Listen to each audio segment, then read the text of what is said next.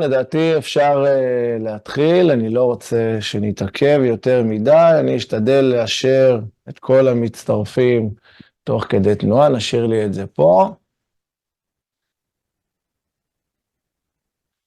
וזהו, אז שיהיה לנו בהצלחה וערב טוב לכם, תודה רבה לכם על המאמץ שהגעתם, פיניתם זמן מזמנכם, לבוא באמת לסכם את שנת 23 ולפתוח ולקבל את שנת 2024, והבטחתי לכם גם הפתעה קטנה, חוץ מזה שאני מארח את הכלכלן הראשי שלנו, ואחד הבכירים בישראל, תמיר כהנוביץ', לכל מי שראה, התעמק בהזמנה, הוא הכלכלן הראשי שלנו בפרופיט, חברי הטוב, יחד אנחנו בעצם נציג לכם פה משהו מאוד מעניין, את ה-S&P, שאלות שלא העזתם לשאול, ואת כל מה שרציתם לדעת לגבי אותו מדד פופולרי ונפוץ, זה יהיה בחלק השני, ואנחנו כבר יכולים לפתוח ולהתחיל, ואני אעשה לכם אפילו share screen, רק לפני זה דיסקליימר קטן. אוקיי, אמיר, אתה רוצה להקריא להם את הדיסקליימר?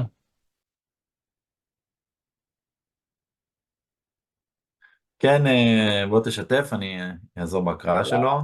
תגיד לי אם אתה רואה.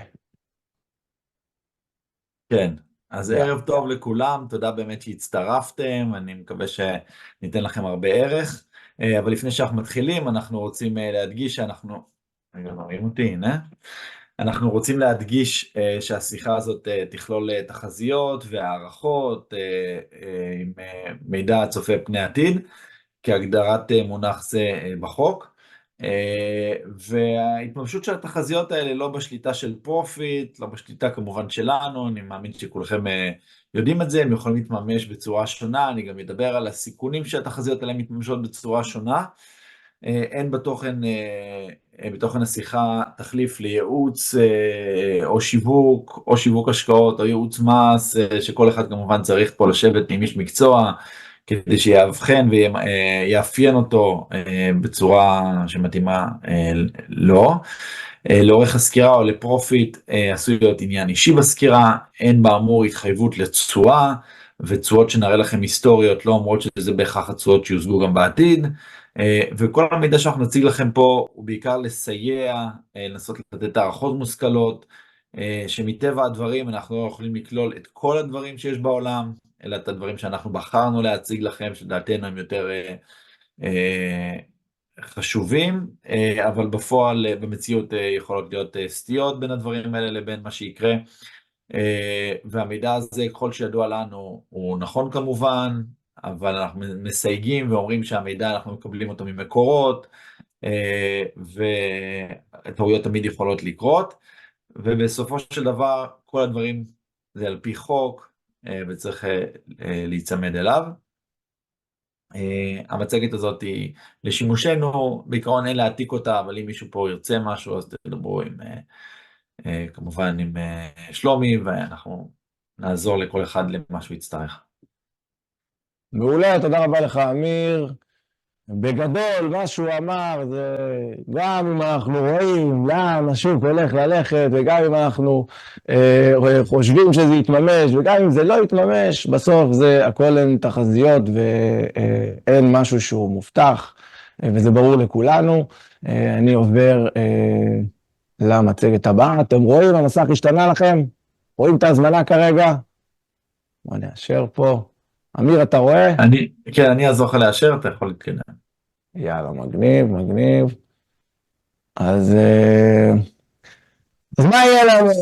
בדרך כלל עם הפתעות, אנחנו שומרים אותם לסוף, אבל ברשותכם אני אפתח עם ההפתעה, והבטחתי לכם שזה יהיה נחמד ומעניין, אז נציג לכם אותם מיד, אבל מה שנעשה היום זה בעצם סיכום, שנת 2023, תזכורת קטנה למה מה דיברנו לאורך כל השנה הזאת, ולקראת סוף שנה 2022, לא התחלף. אמיר, אתה רואה שהמצגת התחלפה? רגע, לא התחלפה.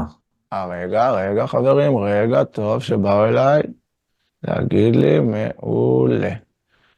עכשיו אתם רואים, התחלף? מה יהיה כן. לנו היום? תודה רבה לך לי. אז כן, כמו שאמרתי, סיכום תשואות הגמל, השתלמות, פוליסות, מסלולים כלליים, מסלולי מניות. נגלה ככה את מה אנחנו חושבים שיקרה ב-2024 ולאן בעצם השוק הולך על בסיס המגמות. ובחלק השלישי של ההרצאה, אמיר בעצם יזכור את כל מה שקשור ל-S&P 500, ובגדול הולך לכם להיות מאוד מעניין. ואני מתחיל עם ההפתעה שהבטחתי לכם. בואו נראה. הופה.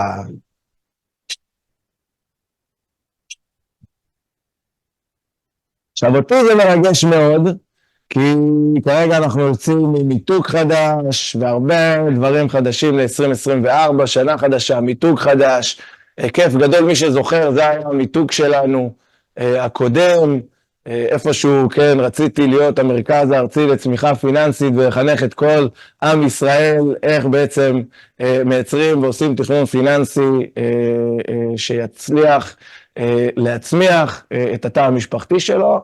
והיום אנחנו בגישה שהיא יותר בוטיקית, ולכן אנחנו עשינו גם את כל השינויים האלה, ואנחנו, מי שמכיר אותנו יודע, אנחנו מתעסקים בעולם התכנון פיננסי, כל עולמות הפנסיה, גמל, כסף פנוי ופרישה, וככה זה נראה. אז קצת על הבחירה של המותג, אותי זה מרגש, אני מקווה שההתרגשות לפחות עוברת אליכם, ואפילו אם אתם לא מתרגשים כמוני. אז יש לנו את העניין של האלפא, חוץ מזה שזה לידר, וזה מה שאני רוצה להיות עבורכם. אז אלפא הוא גם הכוכב הבהיר ביותר בקבוצת הכוכבים. בגדול נסכם את זה שאלפא הוא הכוכב שבעצם יוביל את הדרך בכל מה שקשור לאסטרונומיה, בכל מה שקשור לתכנון הפיננסים, וזה מה שאנחנו רוצים להיות עבורכם. אלה הם בעצם השאיפות שלנו, לתת לכם את הטוב ביותר ולהיות לכם הכוכב המאיר הזה למקום הטוב ביותר, כל אחד עבורו. ואלה ככה טעימות לגבי איך זה הולך להיראות, איך תהיה השפה שלנו, איך זה בעצם הולך לעטוף אתכם, לדעתי כמעט מכל כיוון, כי יש הרבה הפתעות לשנה החדשה. אנחנו נשיק את פודקאסט גישת האלפא, עם לא מעט נושאים מעניינים שיהיו לכם לכל 2024 וכן הלאה, וככה זה יהיה בתקווה לשנים רבות, כדי שיהיה לכם את כל הידע בצורה הטובה ביותר, שזה די משתלב עם החזון שהיה לי מתחילת הדרך, עוד שהקמנו את המיתוג הישן, והולך להיות לכם מאוד מאוד מעניין, מלבד לכנסים האלה שנעשה אחת לרבעון, כמו שאנחנו עושים ממש ברגע זה.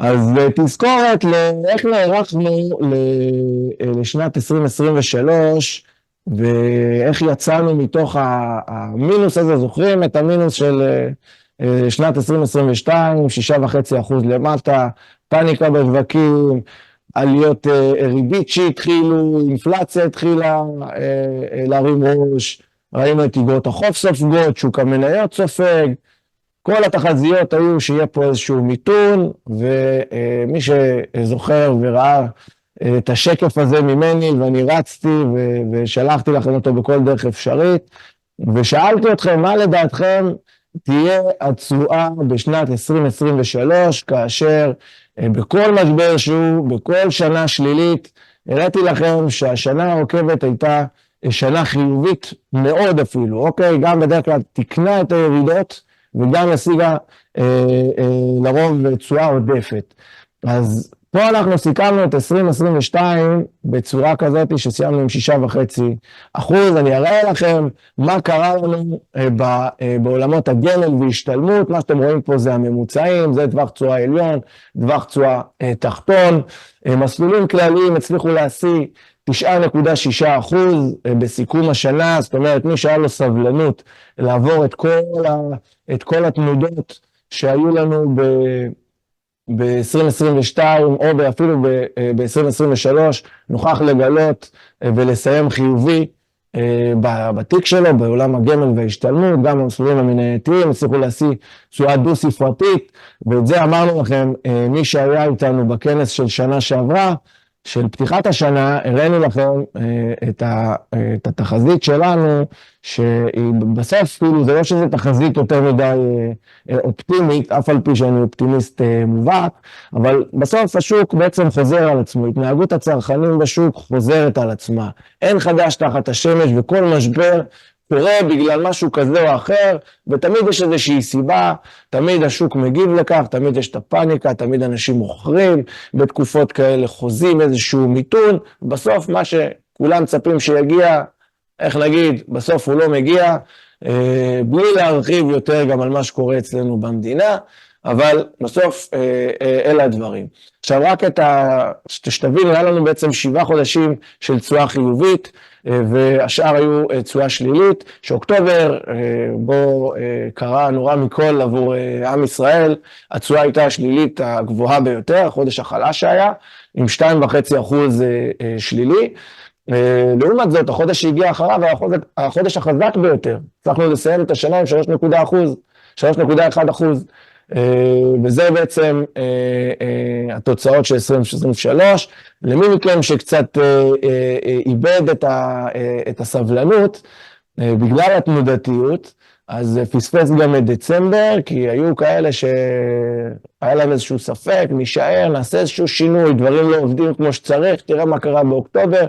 אמרתי, קחו נשימה ארוכה, בסוף השוק יודע להגיב, לתקן, וכמו ראשי התיבות שלי, הבטחתי לכם, אמנם זה שלומי גומה, אבל אני גם השין ג' שלכם, אני אשתדל לשמור עליכם בכל דרך אפשרית, כמובן עד גבול הטעם הטוב, בלי להכריח אתכם יותר מדי, אבל תסתכלו איזה יופי, הסתיים לו חודש דצמבר, עם תשואות פנטסטיות, גם במניות, גם בכללי, גם בשקלי, הסוליד יותר, בני 60 פלוס, 50 עד 60, אלה בעצם התוצאות. נתן לכם ככה פה תמונת מצב לגבי מה היה בפוליסות חיסכון, מהמסלולים הכלליים, בין הגופים השונים, בין כלל לבין מיטב, לבין השאר, ככה בלהבין לאן כל אחד הולך, הרבה גם מבתי השקעות, מהשיח שלי איתם, עם מנהלי השקעות והמנהלים בחברות הביטוח, יש איזושהי העדפה, כמו מי שמכם שמע את הגישה שלי לגבי השוק הישראלי, אז יש גם איזושהי נהירה של להסיט קצת כספים לחול, השוק נראה טוב, השוק מתומחר טוב, במצב של להיכנס, מבלי יותר מדי ככה להעמיק באיזה סקטורים או באיזה מדדים ספציפיים, רובכם שמעו את זה גם בצורה פרטנית, אבל כן, יש הזדמנויות כרגע בשוק, אתם יכולים לראות גם שהמגמה כרגע היא חיובית, אחרי שנה שלילית בדרך כלל זה סייקלים כאלה, של בין 5 ל4 שנים אנחנו נראה פה עליות ירידות, אף על פי שעברנו פה בכל 4 שנים האלה האחרונות, מ-2020 עד היום, עוברים פה כל מיני טלטלות, מקורונה, להיות ריבית, מלחמה באוקראינה, מלחמה בישראל, משהו שאנחנו חווים אותו גם עכשיו, רפורמה משפטית, לא מה דברים קרו פה, בין אם זה נקודתי במדינתנו, בין אם זה גלובלי בשאר העולם, אנחנו בדרך כלל פועלים בקורלציה די דומה, וגם פה ראינו שיש איזושהי יכולת לבתי השקעות לייצר איזושהי תשואה עדיפה לכל מי שמאמין גם בעולם הקצת יותר מנייתי, ובוחר בכך ומבין שלאורך זמן זה ייתן לו את התוצאה הטובה ביותר, וגם סולידי יכול להיות בסדר גם לשנה הזאת, ככל שנוריד פה את הריביות, השוק יגיב בצורה חיובית גם על שוק האג"ח. הדברים, אם אתם זוכרים, דיברתי איתכם שלקראת רבעון ראשון, רבעון שני, מהתחזית שלי ומהניתוחים שלנו, בלי כמובן, וכבר אנחנו מדברים על העתיד ומה יהיה לנו, אז כמו שאתם יודעים, אני תמיד אומר, אין לי איזשהו כדור בדולח, ואני זרקו אותי לצערי מקורס נביאים, כי הייתי קצת חוצפן כזה, ותמיד אוהב להגיד את מה שיש לו, אז לא סיימתי את קורס נביאים, ואין לי איך לדעת באמת מה הולך לקרות בעתיד, אבל בינתיים מה שכיוונו מבחינת השוק, די עובד, די פוגע, ואני מסכם את זה בשורה אחת, צריך להישאר קשובים, וצריך להבין מה עושים, כדי בעצם לממש את הרווחים שלנו לאורך הדרך. אז כן, אז להערכתי, ואמיר, גם אתה יכול לפתוח כבר את המיקרופון, ונעשה איזה שיח קצר על זה לגבי ההשקפות שלנו, וללא ספק הורדות ריבית יתרמו פה גם לכלכלה המקומית, וזה גם, אנחנו רואים את זה קורה כבר בחו"ל, בכל מיני מקומות, שגם בעצם מתחילים מה שנקרא לראות את האינפלציה מתאזנת ומרכינה ראש, וככה בעצם מתחילים לייצב את הריבית במשק, וככה אנחנו רואים גם את השוק מגיב לזה. אוקיי, השוק מגיב בדרך כלל בצורה חיובית, גם שוק המניות, גם שוק האג"ח להורדות ריבית כאלה ואחרות. מבחינת ככה השקפת עולמי לגבי השוק הישראלי, והיום שמעתי משפט יפה שמישהו אמר, והוא אמר, האופטימיים תמיד מרוויחים. אז אני, כמי שתמיד מכיר אותי, אני תמיד מדגיש את זה שאני אופטימיסט מובהק, ואין לי שום סיבה לבחור בצד הפסימי של הדבר. כמובן, כל דבר לשקול בכובד ראש, וכל דבר לייחס לו חשיבות, והפחד הוא בעצם מאזן אותנו, הוא שומר עלינו שפויים, אבל לצד זה תמיד צריך להעמיד בתרחיש האופטימי, ואני אומר את זה גם על מה שקורה כאן בארץ, כי יש כרגע איזושהי הזדמנות שאפשר בעצם לנצל אותה. קחו לדוגמה את כל מה שקרה לנו מ-2023, מחאה משפטית, השוק ירד, צנחנו באיזה 9-10% עד לאזור ספטמבר, ניסה לתקן, ניסינו קצת לחזור לשגרה, ומצאנו את עצמנו מגיעים לאוקטובר עם עוד איזושהי ירידה של עוד איזה 10%, השוק תיקן יפה מאז, ועדיין יש בשר של בערך 12-14% בין 125 לתל אביב 35, שהשוק יודע בעצם לתקן, כי הוא כבר היה שם, הוא כבר הגיע, ואם אנחנו מאמינים שאנחנו נצא מכל הסיטואציה שבה אנחנו נמצאים עם ידינו על העליונה, כי דברים לטעמי לא יכולים לחזור להיות פה כמו שהם היו, וללא ספק אנחנו רוצים לנצח את המערכה הזאת, כי תכלס אם נפסיד ומחקו אותנו, השמידו אותנו, קרה נורא מכל, אין שום משמעות, לא לזה לזה, לא להחלטות שנקבל לגבי הכסף, כי אם השמידו אותנו, אז מה זה חשוב, איפה השקענו את הכסף.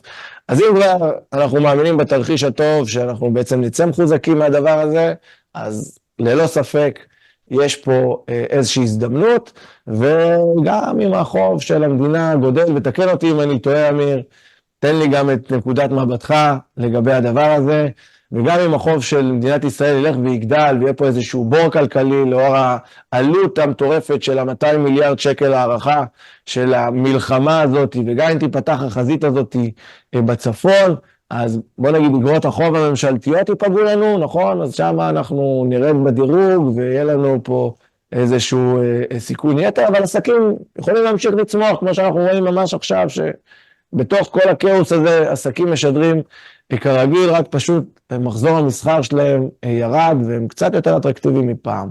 וכן יודעים מה אני טועה. אני אוסיף כמובן וירחיב, אני מסכים רוב מה שאמרת. אני אציג את עצמי, מי שלא מכיר. קוראים לי אמיר כהנוביץ', אני כלכלן ראשי ומשנה למנכ"ל של קבוצת תכנון פיננסי פרופיט, קבוצה גדולה בארץ לתכנון פיננסי. עד לפני 3 חודשים הייתי כלכלן ראשי של הפניקס, 10 שנים, לפני כן הייתי 7 שנים כלכלן ראשי בכלל, מרצה באוניברסיטת בן גוריון, מרצה לכלכלה, ואני אמשיך את הדברים ששלומי דיבר עליהם, ואני אוסיף לכם עוד כמה נקודות, ואיך אנחנו באמת רואים את הסביבה הכלכלית. שלומי דיבר על אופטימיים שהם לאורך זמן באמת תמיד מרוויחים. אם תחשבו על זה, האופטימיים הם אלה שבונים בניינים, האופטימיים הם אלה שמקימים חברות. לכל תרחיש כזה, אפילו אם אני אקח את הדוגמה הראשונה של בניית בניין, אתם יודעים כמה דברים יכולים לקרות בדרך כדי שהדבר הזה לא יצליח, ובאמת צריך להיות אנשים מאוד חזקים עם הרבה אופטימיות בשביל להאמין שהדברים בסוף יסתדרו, והם יקבלו את ההיתרים, והם יקבלו את המימון, והם יקבלו והקבלן לא יברח להם. ואז כל כך הרבה דברים צריכים להצליח כדי שהדברים האלה יקרו בסופו של דבר, ובאמת בזכות האופטימיים העולם ממשיך להיבנות ולצמוח. ממשיך להתקיים. כן, ואנחנו לוקחים בחשבון גם שיש אירועי קיצון, ואני אדבר עליהם, וכמובן על ה-S&P 500, שזה גם אחד הנושאים שאמרנו שנדגיש בהרצאה הזאת. אז קצת על ישראל, אנחנו נמצאים פה באיזשהו סימן שאלה. אני נפגשתי לפני שבועיים עם הנגיד והוועדה המוניטרית, עם כמה כלכלנים בכירים פה, אה, שנותנים תחזיות לבנק ישראל, ובאמת אני אומר לכם, מתוך הישיבה, אני בחיים לא ראיתי, ואני איזה 20 שנה שם בפורום הזה, אני אף פעם לא ראיתי כזאת שונות גדולה בין כלכלנים. חלק ממש כעסו על הנגיד, איך אתה לא חותך את הריבית, איך אתה לא מוריד 0.5% בכל החלטה עכשיו, צריך לעודד את המשק, צריך לתמוך פה בעסקים, צריך לתמוך במשקי הבית, זה לא הזמן להשאיר את הריבית גבוהה. מצד שני, יש כלכלנים שאומרים לו, מה אתה עושה, מה אתה מוריד את הריבית, יברח הון מישראל, מה אתה קופץ בראש, תחכה רגע לאמריקאים, הם גם אמורים להוריד את הריבית, תחכה להם. באמת יש שונות מאוד גדולה למה הולך לקרות. אני קצת נתתי כותרות לשני תרחישים, שהם ככה נראים תרחישים שאנשים נחלקים לגביהם, מה יקרה ביום של אחרי המלחמה. קראתי לתרחיש בצד ימין, אה, אפשר לקרוא לו אופטימי, תרחיש פוסט קורונה. מה זה אומר פוסט קורונה? ראינו אחרי הקורונה התפרצות של ביקוש, שאנשים לא הוציאו את הכסף, כסף הצטבר אצלהם, מענקים מאוד גדולים שהגיעו מהמדינה, ובתקופה של המלחמה פחות בנו, פחות ייצרו, פחות עשו הזמנות, ואז הביקוש המתפרץ נפגש עם מחסור בהיצע, והמחירים של הכל מזנקים בצורה חדה כלפי מעלה. נתתי לכם פה כמה טיעונים לתרחיש הזה, שאנחנו נחווה פה ב-2024 של הרבה מאוד כסף שקיבלו מילואימניקים, או שהם חסכו מלהוציא, המענקים הממשלתיים, עסקאות שהרבה חיכו ככה להבין יותר, לקבל ודאות, יש זירה צפונית, אין זירה צפונית, יש בוץ בעזה, אין בו, מה קורה? וברגע שהמצב יירגע, העסקאות האלה יצאו לדרך, הסיוע האמריקאי הגדול שאנחנו צפויים לקבל, הסכמים מדיניים, אולי כל הדבר הזה בסוף יוביל דווקא לאיזשהו פריצת דרך גם בגזרה המדינית. יש כאלה שדיברו על גל של עלייה לישראל בעקבות עליית האנטישמיות, שתיצור פה ביקושים, המחסור בדיור שנתקלים פה גם על רקע הנזק ליישובים ליישובי הספר, והירידה בהתחלות הבנייה, זה יעורר פה שוב מחירים, זה יעורר עשייה. אז זה אפשר לקרוא לו, אני קראתי לו לפחות, התרחיש הפוסט קורונה.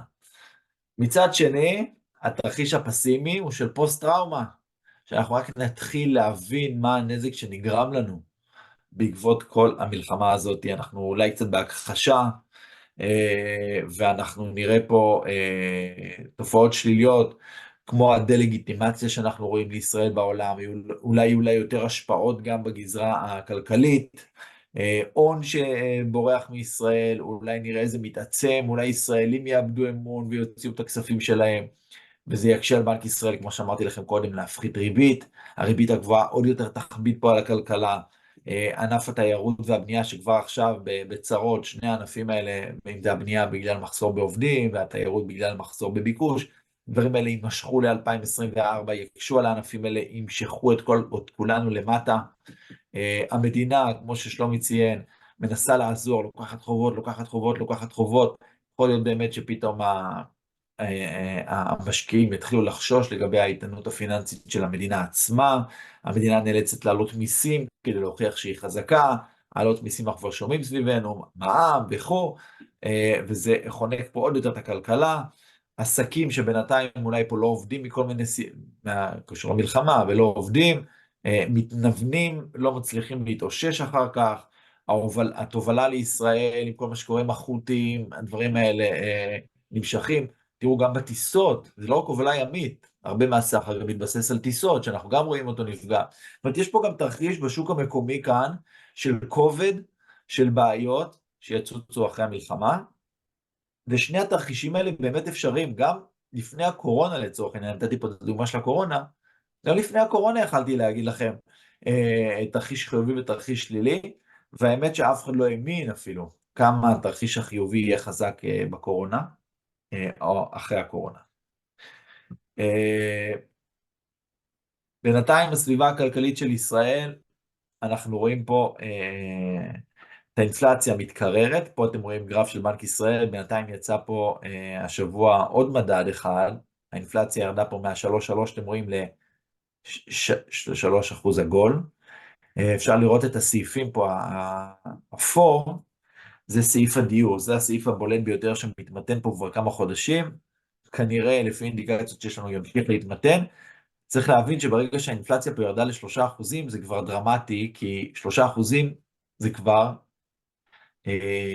טווח יעד האינפלציה של בנק ישראל, ולמעשה מאפשר לו להוריד את הריבית, הוא חזר ליעד, ובנק ישראל באמת מתחיל להוריד ריבית. מה שאתם רואים פה בצד שמאל, זה תחזיות של השוק לגבי הריבית בסוף 2024, השוק מעריך, אתם רואים, יש פה, שמתי 3 מכשירים בצד שמאל, שניתן לגזור מהם את ריבית השוק, מק"מ זה מלווה קצר מועד של המדינה, FRA זה חוזי forward, לריבית ל3 חודשים בעוד 9 חודשים, זה הריבית ברבעון הרביעי של 2024, שוק מתמחר 3.3, ובחוזים של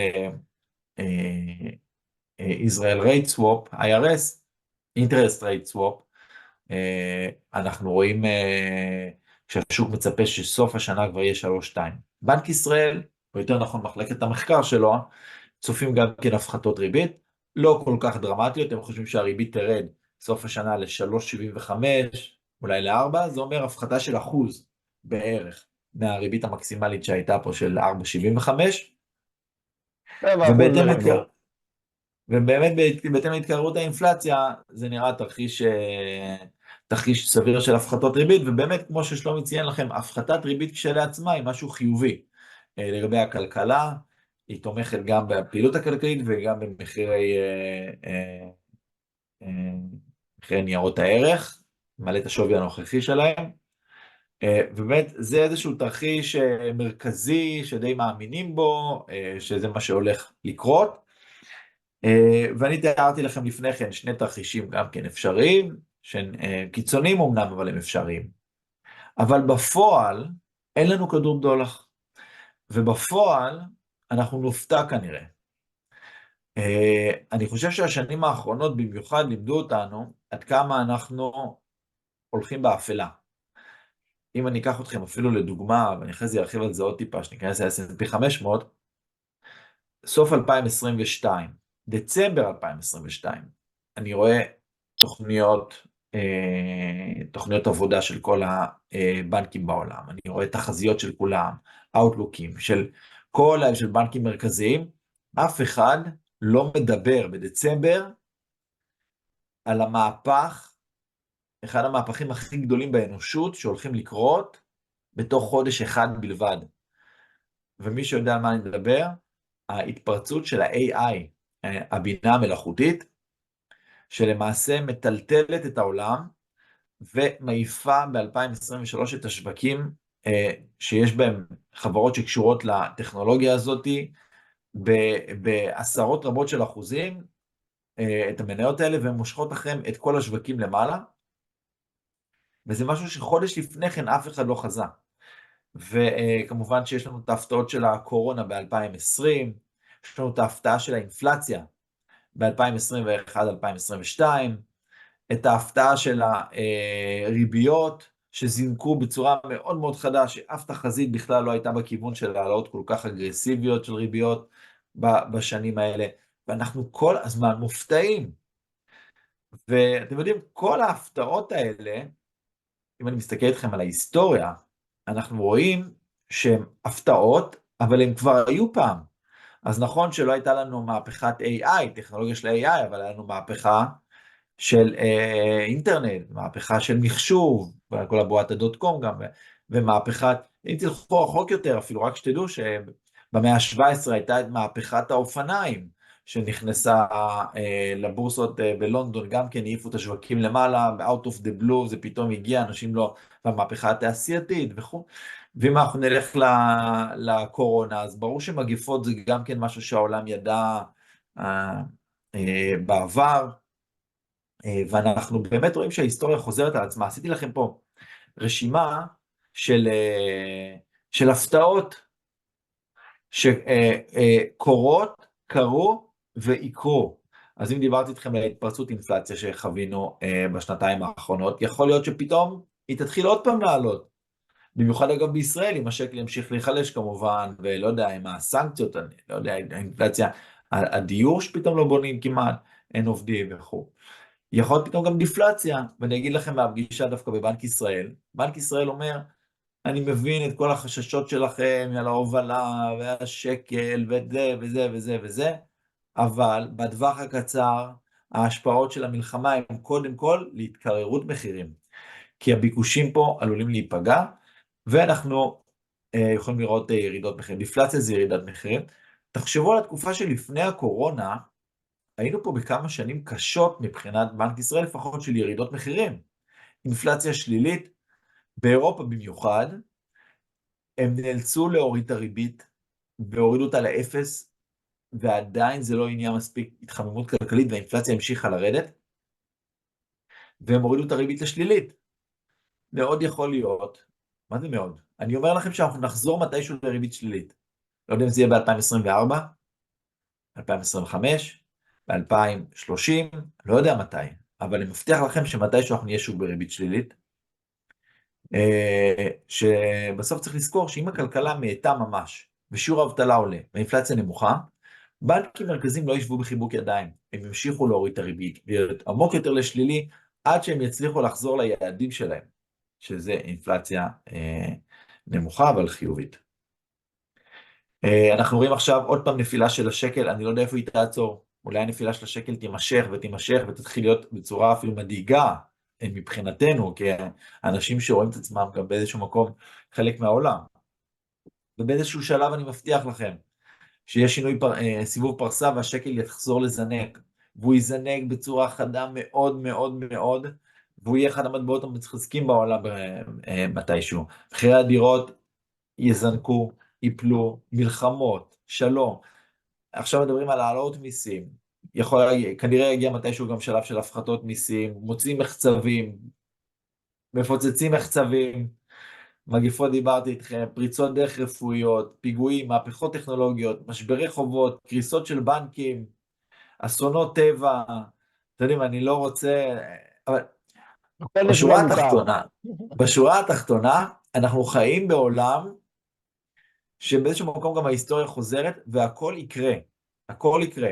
ובעיניי תכנון פיננסי איכותי ונכון, הוא תכנון פיננסי שבא להגן על בעל ההון או בעל החיסכון, בא להגן עליו מכל תרחישי הקיצון. אם תחשבו על זה, עד לפני עשור, קצת יותר, היו בישראל הרבה מאוד אנשים עשירים, שכולנו הכרנו את השמות שלהם, שאיבדו את כל הכסף שלהם. אתם זוכרים את יוסי מיימן, ואת אליעזר פישמן, ואת נוחי דנקנר, ותשובה היה כבר, חזר מהמתים באיזשהו אופן, הוא כבר היה נראה שהוא נמחק לגמרי, הוא באמת היה לו נס, והוא חזר, ומשפחות עשירות, אנחנו רואים ממחקרים, מאבדות את ההון שלהם, תוך 2 דורות כבר לא נשאר הרבה מההון, ואחרי שהם הצליחו הרבה שנים, כי הם נפלו במשהו ספציפי שהם הלכו לאיזושהי פינה, והאירוע שהם התפללו שלא יקרה, קרה. אני חושב, וכבר אני אעשה לכם איזשהו ספוילר, לשורה התחתונה שלי מבחינת ההרצאה, שבסופו של דבר לא צריך לעניין אותנו רק התשואה, אלא גם הסטיית תקן. לא להגיע למצב שאנחנו, יכול להיות שלאורך שנים, שנשקיע 1000 שנה, זה ייתן תשואה מסוימת, אבל מספיק שיש שנה אחת שתמחק אותנו, את רוב הכסף, אנחנו כבר בבעיה. ואם תסתכלו על כל הגופים שמנהלים כספים בישראל, כל הגופים המוסדיים, מנור, הראל, מיטב, מור, כולם, לכל אחד יש מלא מסלולים. אני אענה לכם מסלול אג"ח קונצרני, ואג"ח ממשלתי, ואני אעשה לכם מניות בחו"ל, ואני S&P, כל אחד יש לו מלא מסלולים. אבל לכל אחד יש רק מסלול אחד, שהוא מסלול כללי. והמסלול הכללי זה מסלול ששמים בו הכל. הכל, הכל, אג"ח קונצרניות, אג"ח צמודות מדד, דולרים, יורו, נכסים לא שכירים, נכסים כן שכירים, נכסים עם ריביות קצרות, נכסים עם ריביות ארוכות, הכל, הכל שופכים לתוך המסלולים האלה של הכללי, והמסלולים האלה הם מעמידים ביותר מכל דבר שאתם יכולים לחשוב עליו, כי הם עמידים בפני כל תרחיש אפשרי, גם בפני תרחיש של נפילת בנק, גם מפני תרחיש של בועה טכנולוגית, גם מתרחיש שהמדינה קורסת, גם הוא אפילו ישרוד, המסלול הכללי, כי הוא מפוזר גם בחו"ל, וגם פה, וגם בשם, כמו שאמרתי לכם. בואו תראו טבלה של המסלול הכללי הממוצע של הגופים בישראל, שאגב, הפערים ביניהם הם לא משמעותיים כל כך. זה פה ב-24 שנה האחרונות בערך. התשואות השנתיות של המסלול הכללי הזה שדיברתי איתכם עליו. אתם יכולים לראות כמובן שרוב השנים הוא עושה תשואה חיובית, ואני דווקא רוצה להתמקד בשנים השליליות שלו. יש פה 5 שנים זאת אומרת, הוא גם לא חסין בפני הכל, יש פה 5 שנים שהוא ירד, אפשר לראות ש4 מתוכן היו ירידות חד ספרתיות, אפילו חד ספרתיות קטנות יחסית של מינוס 0.8%, 4%, והייתה לו רק ירידה דו-ספרתית אחת ב-2008, שהייתה באמת, יש טוענים שזה המשבר הכי חמור ב100 השנה האחרונות, במשבר הכי חמור ב100 השנה האחרונות, שבכלכלה המובילה בעולם, ארצות הברית זה לא עוד כלכלה, זה הכלכלה, שם התמוטט, הסקטור הבנקאי התמוטט, יחד עם כל הנדל"ן התמוטט שם, ובאמת זה אסון, סערה מושלמת, ועדיין, סך הכל נשארנו בירידה דו-ספרתית בתחום העשרה, בוא נגיד ככה. עוד דבר שרציתי להסב את תשומת לבכם, זה מה קרה בשנה העוקבת של שנה שלילית. אפשר לראות שאחרי כל שנה שלילית באה שנה חיובית, ולא סתם שנה חיובית, אלא שנה חיובית שפיצתה על כל הירידות ומעבר. וזו אחת גם הסיבות שבתחזיות שפרופיט ניסו לתת שנה שעברה, והציג לכם שלומי, לגבי 2023 הייתה הרבה אופטימיות, כי זו הייתה אחרי שנה של ירידות. שמאוד נדיר שאחרי שנה של ירידות אין עליות חדות. וזה עוד למרות, תחשבו ב-2023 עם כל הצרות שקרו בה, גם המלחמה בישראל, וגם בארצות הברית, לא הרבה זוכרים, אבל במרץ היה משבר בנקים, בארצות הברית 5 בנקים התמוטטו, באירופה נפל קרדיט סוויס פשט רגל, אז זו באמת הייתה שנה גם של האטה כלכלית וכו', ועדיין שוק המניות הצליח להפתיע כלפי מעלה. אז קודם כל אפשר באמת לראות שהשוק מתקן אחרי שנה של ירידות, ואם תחשבו על זה באיזשהו אופן, אתם יודעים שבן אדם בא לצורך העניין למתכנן פיננסי, ואומר לו, אני בא להשקעות לטווח של 2 מה יגידו לו? חבוב, 2 אין לך יותר מדי מה להתקרב לשוק המניות, עדיף לך להיות סולידי יותר, לשים באגרות חוב קצרות, באגרות חוב ממשלתיות, בטוחות, 2, כמובן ששנה זה עוד יותר קיצוני, אבל מניות בדרך כלל מבקשים מהאנשים להבין שהם צריכים להישאר טווחים קצת יותר ארוכים, אבל פה המסלולים הכלליים זה מסלולים יחסית עתירי מניות, שיש להם סביב 40% מניות, אפילו יותר, ואתם רואים שגם מי שיושב בצורה מפוזרת, למרות שהוא במניות, שיש פה מניות, תוך 2, תראו, לא היה פה פעם אחת, שבשנתיים בן אדם לא יחזיר את הכסף שלו. לפחות, אם לא עשה תשואה מדהימה. אז טווח ארוך במסלול כללי הוא כבר, ההיסטוריה מראה שהוא אפילו 2 מספיק בשביל להיקרא טווח ארוך שמדברים על מסלול כללי. אגב, שמתי לנו 23 בסימן שאלה, כי רק עוד 3 ימים הגופים המוסדיים יפרסמו באופן רשמי את התוצאות שלהם, בגלל זה עדיין בסימן שאלה. עכשיו אני עובר איתכם למסלול שהוא נהיה מאוד מאוד מאוד פופולרי בשנים, 2-3 האחרונות, אפשר לראות מהגרף גם למה, כי הוא באמת עלה מאוד יפה בשנים האחרונות, קוראים לו S&P 500, מי שלא מכיר, 500 המניות הגדולות בשוק האמריקאי, זה גרף היסטורי שלו, כמעט 100 שנה אחורה, המדד הזה הוא מדד מדהים מבחינת התשואות שהוא עשה 100 שנה לאחור, כמעט 10%, תשואה של כמעט 10%, שכל אחד מאיתנו עכשיו היה חותם על זה, ואני יכול להגיד לכם כבר שהכסף שלי לא נמצא שם. אז למה בעצם לא? מה רע לי ב10%? אני באמת הייתי שמח להגיע לתשואה כזאתי. כבר אפשר לראות את הרמז פה ממה שסימנתי על הגרף, שזה התקופות הארוכות מאוד שהמדד הזה לא הצליח לעלות יותר מדי, שהוא היה בקיפאון. אחת מהן היא רק הייתה לא מזמן, בין 2000 ל-2013, תשואה אפסית שם. אפשר לראות שזה קרה עוד כמה פעמים בתקופות האלה, ובאמת אנחנו לא יכולים להרשות לעצמנו, שאנחנו אנשים שחיים בסופו של דבר פעם אחת, אנחנו לא יכולים להרשות לעצמנו תקופות ארוכות כל כך בלי תשואה. למעשה, תחשבו שזה סוג של רולטה רוסית, אומרים לך, אתה יכול לקבל תשואה מדהימה, אבל יכול להיות שהכסף שלך גם לא יגיע. ואני לא יכול להרשות לעצמי שהכסף שלי לא יגיע לעתיד, אני חי פעם אחת, כן? אז הסיכוי של לרשום הפסד עדיין, ב5 שנים הוא 12% ב-S&P, 10 שנים הוא 5%, ב-15 שנה הוא כבר יורד, אגב לא רשמתי לאחוז. זאת אומרת, טווח ארוך, אם דיברתי אתכם על המסלול הכללי, שטווח ארוך זה כבר שנתיים, אנשים החזירו אותם את הכסף שלהם, במסלול הכללי, רק בשביל להחזיר את הכסף, אנחנו מדברים פה על בין 15 ל-20 שנה, כדי להיות בטוחים שנראה את הכסף שלנו בחזרה, רק את הקרן. ונתתי פה כותרת, הייטקיסט שסיים מפנסיה של מוכר נעליים, בן אדם לא יכול להסתכן שהוא יהיה אותו 1% או 2% שלא יהיה לו, לא יהיה לו כסף בעתיד, זה סיכון גדול מדי לקחת, בעיניי לפחות, אם מישהו יכול להמר, יודע שהוא הולך להתעשר. הנקודה השנייה שחשוב לדעת לגבי ה-S&P 500 זה התנודתיות שלו.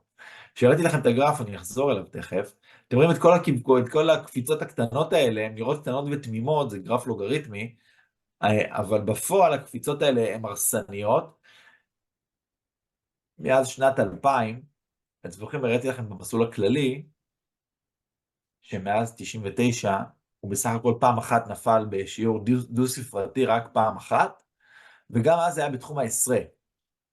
פה אנחנו מדברים על מדד שנפל 10 פעמים דו-ספרתי מאז שנת 2000, ותסתכלו על המספרים, זה לא בתחום העשרה, זה נפילות שבן אדם נכנס להלם, שהוא מקבל נפילות כאלה של 40%, 30%, 50%, זה נפילות מאוד מאוד קשות, ואני אומר לכם מניסיון של אנשים שחווים ירידות דו-ספרתיות בכסף שלהם, הם פשוט בחרדה ודיכאון עמוק מאוד, ואני לא מכיר הרבה אנשים שיגידו להם, טוב, הפסדת חצי מהכסף שחסכת כל החיים, עכשיו תחכה 20 שנה לפעמים, כדי לראות אותו בחזרה, זה כמובן דרמטי מאוד. תחשבו על בן אדם שבשנת 2000, שם היה את הדוט-קום, והפסידו 50% כמעט מהכסף שלהם, ואמרו להם, טוב, אז תחכה עוד, זה יחזור, ואז ב-2007-2008, הם חטפו את הסאב פריים, עוד כמעט יותר מ-50% עוד פעם כלפי מטה, ועוד צריך לחכות אחר כך עוד 4 שנים עד 2013, רק בשביל להחזיר, זה באמת, זה תנודתיות מאוד מאוד קשה, וגם אתם יודעים שאנשים אומרים לי, לא, אבל אני משקיע לטווח ארוך, בן אדם יודע מה יקרה איתו בכלל בטווח ארוך, בן אדם יודע מה יקורה איתו בשנה הבאה, יודע איזה טיפולים רפואיים אולי הוא צריך את הכסף, יודע אולי הוא פתאום צריך לקנות בית, אולי הבן שלו מתחתן, אולי פה קרה, אנשים לא מחזיקים באמת באותו דבר, לא זזים 20-30 שנה, זה לא קורה, אני לא רואה הרבה אנשים שככה עושים את זה, ובכל מקרה אמרתי לכם, לטווחים של 100 שנה וכו', זה מתחיל לעשות שכל, אבל בן אדם שבא לטווח קצר של 10 שנים, 15 שנה, 20 שנה, מאוד מסוכן, ה-S&P. ה-S&P, אותו מדד שדיברנו עליו, הוא צפוי להמשיך בתנודתיות גבוהה. למה? כי מראש החברות שנמצאות במדד הזה, הן בין היתר חברות שהולכות לשנות את העולם. הן באמת חברות שמביאות דברים חדשים, טכנולוגיות חדשות, הזכרנו את ה-AI, והמשקיעים מאמינים ושמים את הכסף שלהם על חלומות, והחלומות לפעמים מתממשים. וכמו שאמרתי לכם על האופטימיות בתחילת ההרצאה, אנשים שהם אופטימיים בסוף ירוויחו.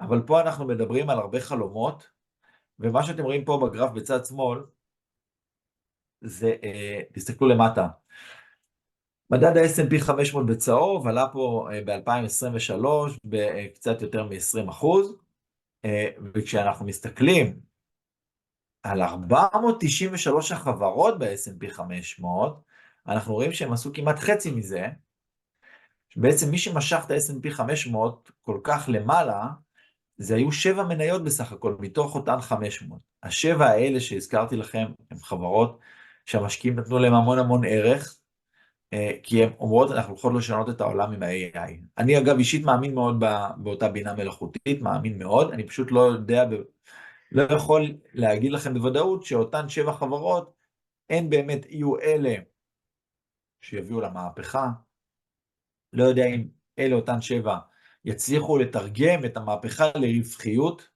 בתוצאות שלהן, ויכול להיות שב-2024 השבע האלה פתאום ייפלו חזרה למטה וימשכו את כל המדד לתשואות לצורך עניין שליליות, למרות ש-493 עדיין יהיו חזקות או יציבות. מצד שני אני גם יכול לתת לכם נקודה אופטימית, שגם כן אני יכול מאוד להסכים איתה, שכל המנכ"לים או האנליסטים של כל יתר 493 החברות ב-S&P 500, ייפול להם האסימון ב-2024 ויגידו, מה, אנחנו לא קלטנו איזה ערך עצום הולכת להיות לאותה טכנולוגיה גם על העסקים שלנו, לא רק על אותן 7 מופלאות שזינקו ב-2023. גם אנחנו הולכים ליהנות מהם, ופתאום נראה את ה-493 האלה עולות בעצמן ברמות של כמעט 80%, ואת ה-S&P 500 עושה השנה 50% עלייה. לא יודע, אולי זה אפשרי, כן? זה תרחיש אפשרי כמובן, אבל מראש אנחנו פה בסטיית תקן מאוד מאוד גבוהה במדד הזה, וכמו שראיתי לכם את התנודתיות בו, זה תנודתיות שלא מתאימה ל-99% מהאנשים, כמובן אלה כן יש להם חוץ מזה אדמות בכל העולם וביטחונות וכו'. עוד, תראו, אנחנו דיברנו עד עכשיו על ה-S&P 500 במונחים דולרים, ובסוף אנחנו תושבי ישראל, ואנחנו לא אמריקאים, אנחנו משקיעים במדד אמריקאי, שהוא דולרי, ויכול להיות שהמדד באמת עלה 10%, אבל השקל, אבל אם הדולר ייפול מול השקל, כמו שקרה פה בדוגמה שצאתי לכם בצד שמאל, שהדולר נפל מול השקל בין 2002 ל-2022, הדולר נפל שם כמעט 40% מול השקל, אז אנחנו לא באמת נראה את התשואה הממוצעת שתיארתי לכם קודם, כי זו תשואה דולרית. זאת אומרת, יש לנו בנוסף לסטיית תקן או לתנודתיות של המדד הדולרי, יש לנו גם את הסיכון הנוסף שאנחנו נוטלים על עצמנו, שזה הסיכון של שער חליפין. עכשיו, אני בעד דולרים.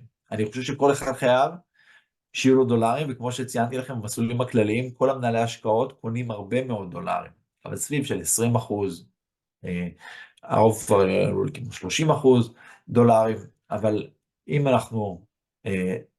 אנחנו אנשים ישראלים שמתכוונים פה בסופו של דבר לחיות בישראל, ואנחנו נצטרך אולי דיור מוגן בישראל, ואנחנו נצטרך טיפול רפואי בישראל, ואנחנו נצטרך לקנות פה אוכל בישראל, ולזכור דירה, וכל דבר שאנחנו נצטרך, הוא יהיה בישראל בשקלים, ולכן מבחינתנו המטח יש בו אלמנט של סיכון, אבל גם יש לנו סיכון גם להיות רק בשקל כמובן, אם השקל, אם יהיה פה קטסטרופה, אנחנו חושבים שיהיה לנו גם דולרים. אז הדברים האלה צריכים להיות מאוזנים, ופה באמת זה אחד התפקידים שלנו כמתכנן פיננסי, לשבת עם כל אחד מכם ולהבין אם יש לגביו משהו חריג, אם הוא מתכנן את העתיד שלו לרדת מהארץ, או חושב שאולי הוא יצטרך, אז אנחנו דואגים לעשות התאמות, ופה זו החשיבות בין היתר של מתכנן פיננסי. אגב, יכול להיות שיציעו לכם מסלולים מגודרי מטח, מגודרי מטח, זה אומר שתוך העניין קונים את ה-S&P או את הנסדק, לא משנה איזה מדד, בלי חשיפה לשער חליפין, רק אני כן רציתי להגיד משהו על זה, על פניו זה נשמע מאוד מפתה, וזה יכול להיות כדאי לטווח מאוד קצר של השקעה, אבל לאורך זמן זה לא כדאי, כי יש עלויות לאותה הגנת מטח, שתדעו, בשנים האחרונות זה הגנת מטח עולה בערך 1.5%, אז תחשבו שמישהו, לצורך העניין, רוצה לסגור את הכסף שלו ב-S&P או 500 שדיברנו עליו, נגיד ל10 שנים או ל20 שנה, אז הוא כבר צריך להתכונן לשלם מהכסף שלו רק על הגידור של שער החליפין, פה בין 15% ל-20%, זה תלוי כמה כמובן תקופה, ברור שאף אחד לא רוצה לשלם 20% רק על הגנה משער חליפין, אז זה עוד נקודה שרציתי להדגיש לכם פה על הדבר הזה, ופה גם חשוב לעשות את כל הדברים האלה עם איש מקצוע, שיבין מה המשמעויות, שאומרים גידור, מה המשמעויות של גידור, מה המשמעויות של כל דבר שמדברים עליו. פה כל מיני טבלאות של תשואות שעשו המנהלים בישראל, שעוקבים אחרי ה-S&P 500. בטח זה לא מעודכן להיום, אבל רציתי להמחיש פה איזה נקודה. אתם יודעים, אומרים לכם, בואו, פשוט תקנו את המדד ה-S&P 500, תעקבו אחרי מדד ה-S&P 500. אבל שימו לב שכל מנהל פה, באותה תקופת זמן, כל אחד, כולם פה זה עוקב S&P 500, וכל אחד עשה תשואה אחרת. תסתכלו פה לצורך העניין על הפניקס, עשו כאן 25% בתקופה, ומצד שני יש פה מישהו בקופת גמל, האנליסט, עשו רק 22.5%, זאת אומרת פער של 2.5% במעקב אחרי מדד.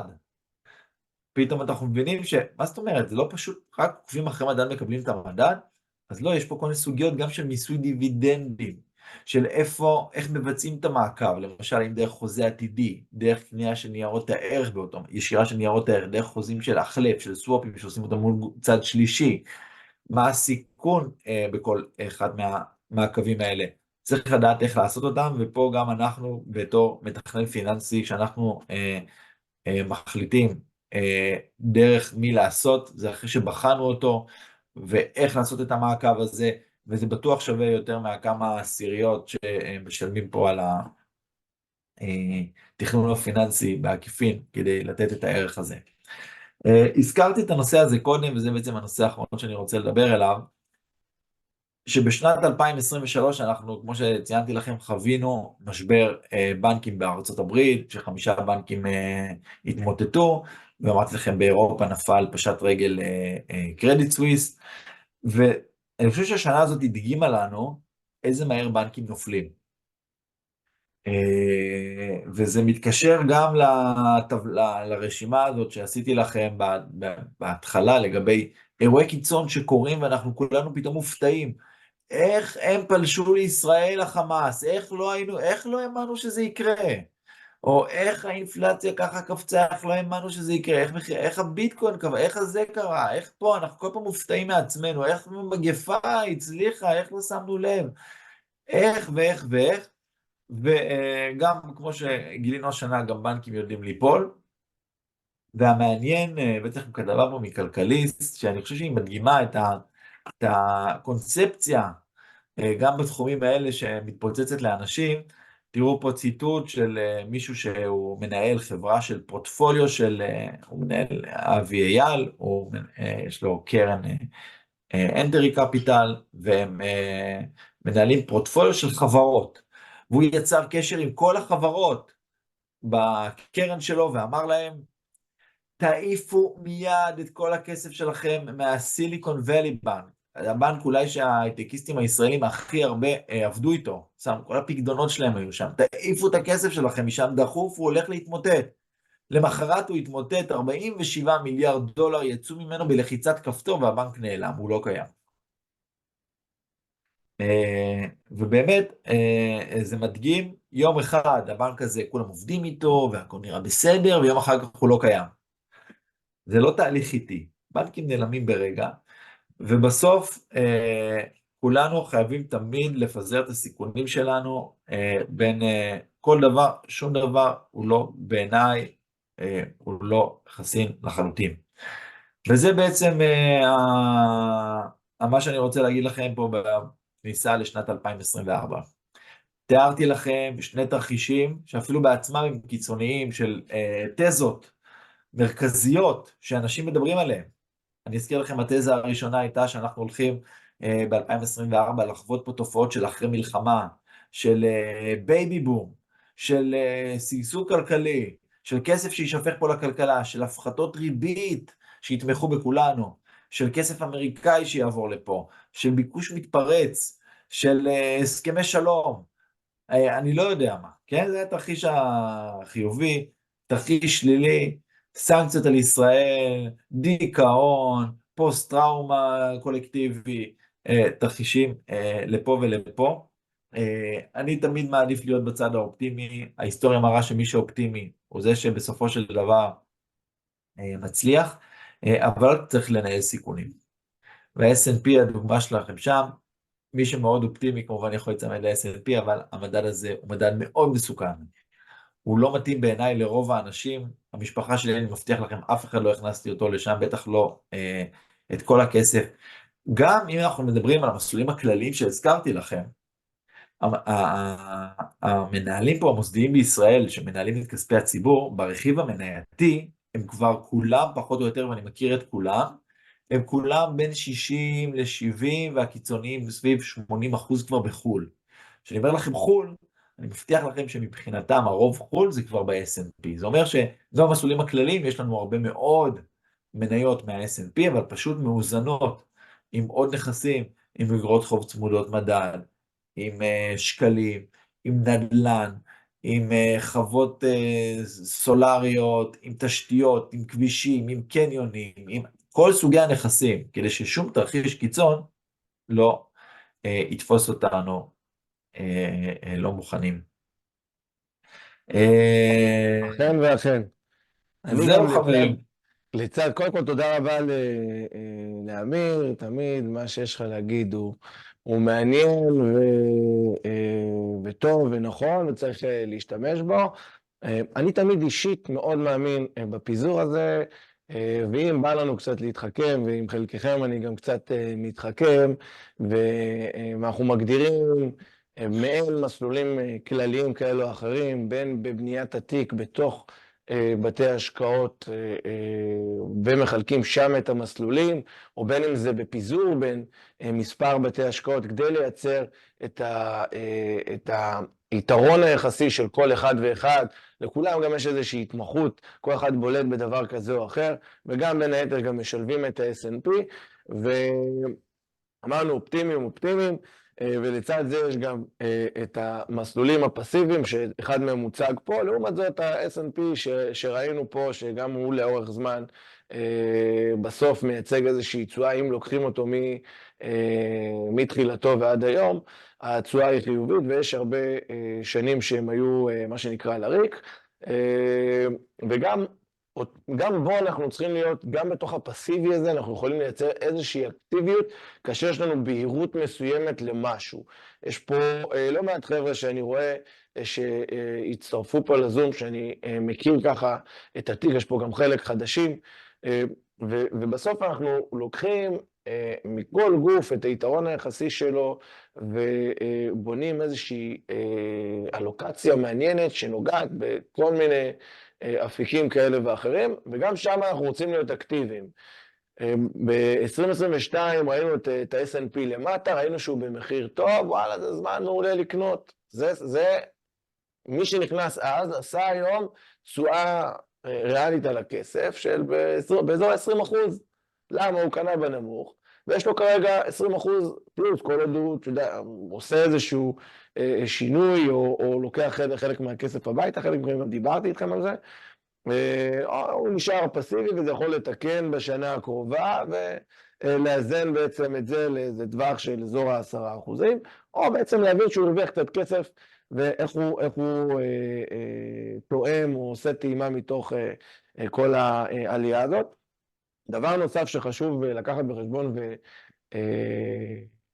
והוא יכולת של כמעט כל אחד מאיתנו, לעשות מיצוע, בעצם להכניס כסף חדש בפעימות חודשיות, שוטפות, לשוק המניות. זה יכול להיות מהלך נהדר עם השקעות כאלה במדדים, ב-S&P וכאלה, ושם אנחנו בעצם יכולים לקנות בכל תקופת זמן כזאת במחיר אחר, פעם הוא יהיה יותר טוב, פעם הוא יהיה פחות טוב, אבל אנחנו קונים לשיעורין, וקנייה כזאת היא בעצם גם סוג של פיזור, היא תמיד הוכיחה את עצמה לאורך זמן, וזה בעצם הפרשה מהכסף שאנחנו כבר מייצרים לתוך איזשהו חיסכון, וזה משהו שיכול להיות מעולה לכל מי שרוצה לנהל כסף ב-S&P, ואנחנו